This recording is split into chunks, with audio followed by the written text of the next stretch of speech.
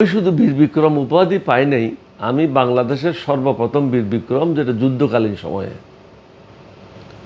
বাকিরা যে অ্যাওয়ার্ড পেয়েছে তাদের অ্যাওয়ার্ডগুলি হলো 1973-তে,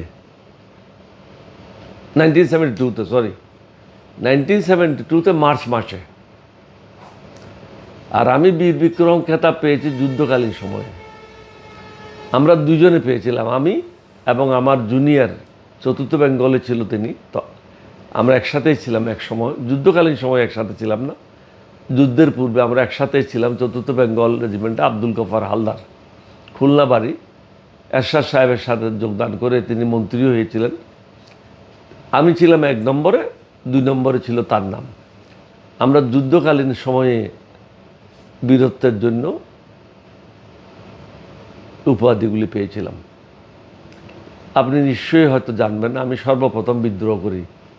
শহীদ রাষ্ট্র 8ম বেঙ্গল রেজিমেন্টের অফিসারদেরকে মারার জন্য বিভিন্নভাবে পাকিস্তানিরা পরিকল্পনা করেছিল এবং সবাইকে বিভিন্ন গ্রুপে বিভক্ত করে বিভিন্ন জায়গায় নিয়ে গিয়েছিল। অনুরূপভাবে তৎকালীন মেজর জিয়াকে হত্যা করার জন্য চট্টগ্রাম বন্দরে কর্নেল ফাতেমি অপেক্ষা করতেছিল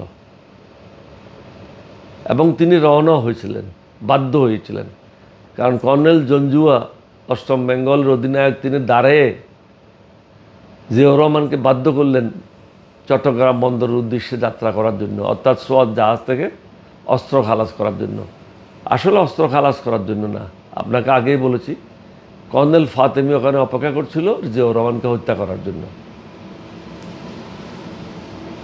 আমি জিনিসগুলি আজ করতে পেরে অতি দ্রুত 7-8 জন লোককে পাঠিয়ে তৎকালীন মেজর জিয়াকে দেওয়ানহাট যে ওভারব্রিজ, বর্তমানে রেলওয়ে লাইনের উপর ওভারব্রিজ, ওখান থেকে ফিরিয়ে নিয়ে আসি। এবং উনি আসার আগেই পাকিস্তানের 5 জন অফিসারকে আমি বন্দি করি। আমাদের পূর্ব পরিকল্পনা অনুযায়ী জঞ্জুয়াকে অ্যারেস্ট করার দায়িত্ব ছিল আমার উপর। তখন তৎকালীন মেজর জিয়া আমাকে সাথে সাথে বললেন যে এখন তুমি যাও, তোমার দায়িত্বটা পালন করো। তা আমি বলছি না, 5 জন পাকিস্তানি আর্মি অফিসারকে আমি বন্দি করেছি, ট্রুপসদেরকে নিয়ে আমি বিদ্রোহ করেছি। সুতরাং এখন একটা অবস্থাটা বিশৃঙ্খল অবস্থা আছে। আমি যদি এই পর্যায়ে আপনাকে এখানে বসায় যাই, তাহলে কে কোথায় আছে আপনি জানবেন না এবং আপনার পক্ষে কাকেও তালাশ করে পাওয়াটা খুবই কঠিন হবে। বরং আপনি যান, জঞ্জুয়াকে অ্যারেস্ট করে নিয়ে আসেন, ফিরে আসার পথে তৎকালীন মেজর মীর শওকত আলী, যিনি অফিসার্স মেসে ঘুমাচ্ছিলেন, তাকেও সাথে নিয়ে আসবেন। অনুরূপভাবে তৎকালীন মেজর জিয়া, শহীদ রাষ্ট্রপতি জিয়াউর রহমান গেলেন, জঞ্জুয়াকে অ্যারেস্ট করে নিয়ে আসলো। জঞ্জুয়া পায়জামা পাঞ্জাবি পরিহিত অবস্থায় ছিল। তৎকালীন মেজর মীর শওকত আলীকে নিয়ে আসলো। জঞ্জুয়া আসার পরে জঞ্জুয়াকে আমরা বুঝতে দিই নাই যে তিনি অ্যারেস্টে আছেন, তাকেও নিয়ে তার অফিস রুমে বসানো হলো।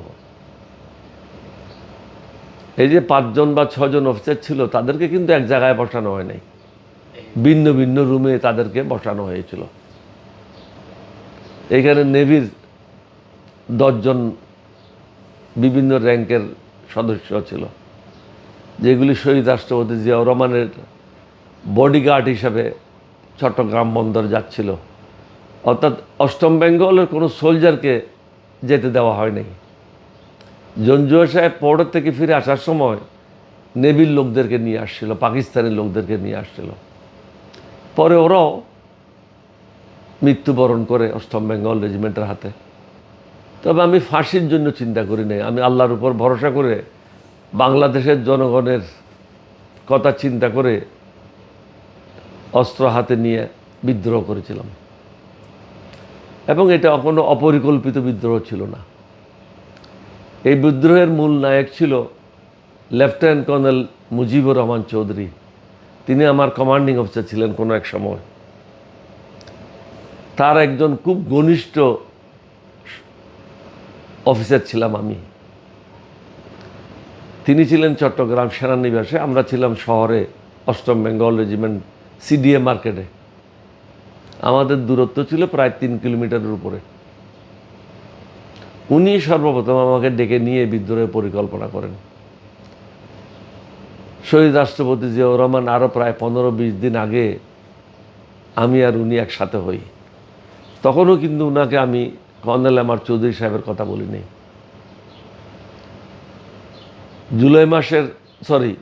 মার্চ মাসের 8 তারিখে আমরা 3 জন একসাথে বসলাম প্রথমবার। কারণ আমি একটা চিন্তা করেছিলাম, আগরতলা কনস্পিরেসি কেসে সবাই জানতো বলেই একসাথে সবাই ধরা পড়েছিল। আমাদের এখানে মূল লক্ষ্য ছিল আমি ধরা পড়লে যেন আর 2 জন নিরাপদ থাকে, বা ওদের মধ্যে একজন ধরা পড়লে আমরা 2 জন নিরাপদ থাকি। আমরা যে বিদ্রোহ পরিকল্পনা করেছি এটা যেন সঠিক সময়ে এগিয়ে যায়।